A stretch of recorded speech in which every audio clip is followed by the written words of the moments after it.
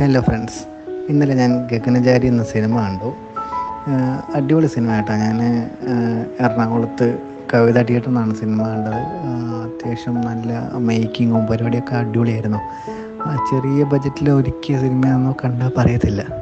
കാരണം അത്രയ്ക്കും അഡ്വാൻസ്ഡ് ആയിട്ടുള്ള ഓരോ ടെക്നോളജീസും കാര്യങ്ങളൊക്കെ അവരതിൽ യൂസ് ചെയ്തിട്ടുണ്ട്.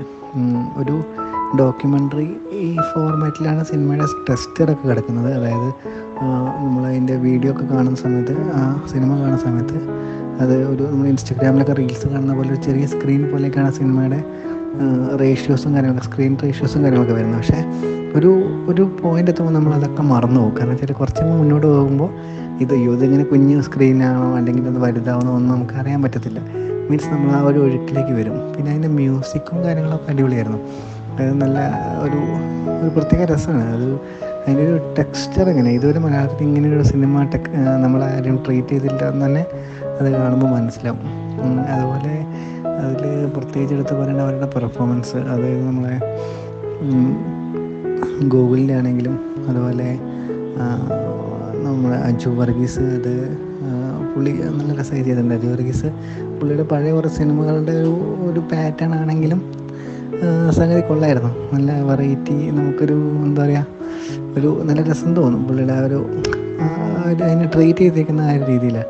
പിന്നെ ഗണേഷ് കുമാർ ആണെങ്കിലും എനിക്ക് തോന്നുന്നതിൽ മുമ്പ്, അതായത് പുള്ളിയുടെ ഒരു ഓട്ടമൊക്കെ ഇറങ്ങിയ കാലഘട്ടത്തിലൊക്കെ ഉണ്ടായിരുന്ന അതായത് കുറച്ചൊരു എനർജറ്റിക് ആയിട്ടുള്ളൊരു പെർഫോമൻസ്, അതാണ് ശരിക്കും ഗണേഷ് കുമാർ സിനിമയിൽ കാഴ്ചവെക്കുന്നത്. നല്ല അടിപൊളി രസമായിരുന്നു. നല്ല രസമുണ്ടായിരുന്നു. ആ ഒരു പുള്ളിയുടെ ഒരു സെറ്റപ്പൊക്കെ അടിപൊളിയായിരുന്നു.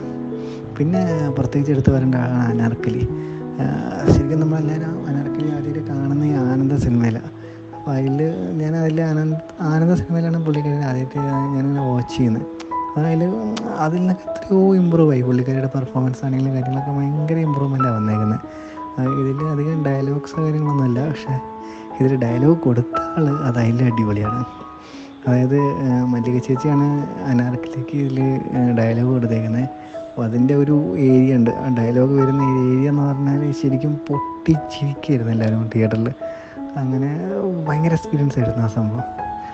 പിന്നെ ഇതിൻ്റെ ഈ കോർ ഐഡിയ എക്സിക്യൂട്ട് ചെയ്യാൻ വേണ്ടി ഇവരുടെ ഇപ്പം ഇങ്ങനെ ഏലിയൻ സിനിമ എന്നൊക്കെ പറയുമ്പോൾ ഒരിക്കലും മലയാളത്തിലെ ഒരു പ്രൊഡ്യൂസേഴ്സ് അതിനെ എങ്ങനെ കാണണമെന്ന് നമുക്ക് പറയാൻ പറ്റത്തില്ല. കാരണം ഇവിടെ വർക്കാവാൻ വളരെ ചാൻസ് കുറവുള്ളൊരു ജോണറാണത്. അപ്പോൾ അജിത് വിനായക ഇങ്ങനൊരു സബ്ജക്റ്റിനെ സപ്പോർട്ട് ചെയ്തെന്ന് പറഞ്ഞാലും അത് മാത്രമല്ല, ചെറിയ ബജറ്റിൽ ഇങ്ങനൊരു സിനിമ എന്ന് പറയുമ്പോൾ നമുക്കൊരിക്കലും ചിന്തിക്കാൻ പറ്റത്തില്ല. അപ്പോൾ അങ്ങനത്തെ ലെവലിൽ ഈ സിനിമ ഭയങ്കര എന്താ പറയുക, അത് ചെറിയ ബജറ്റാണെന്ന് നമുക്ക് തോന്നിക്കാത്ത രീതിയിൽ അതിനെ ട്രീറ്റ് ചെയ്തിട്ടുണ്ട്. അപ്പോൾ എങ്ങനെയായാലും മലയാളത്തിൽ ഇങ്ങനെയൊരു സിനിമ ഇതുവരെ വന്നിട്ടില്ല. അപ്പം അത് എക്സ്പീരിയൻസ് ചെയ്യാന്ന് പറയുന്നത് വലിയൊരു പ്രത്യേക ഒരു രസമുള്ള പരിപാടിയാണ്. അപ്പോൾ കാണാത്തവരുണ്ടെങ്കിൽ പോയി കാണാം, അത് എക്സ്പീരിയൻസ് ചെയ്യാം. കാരണം ഇങ്ങനെയൊരു സിനിമ വന്നിട്ട് നമ്മൾ എക്സ്പീരിയൻസ് ചെയ്തില്ലെങ്കിൽ എന്താ പറയുക, അതൊരു വലിയ നഷ്ടമായിരിക്കും. അപ്പോൾ എല്ലാവരും പോയി എക്സ്പീരിയൻസ് ചെയ്യുക, സിനിമേനെ മാക്സിമം സപ്പോർട്ട് ചെയ്യുക.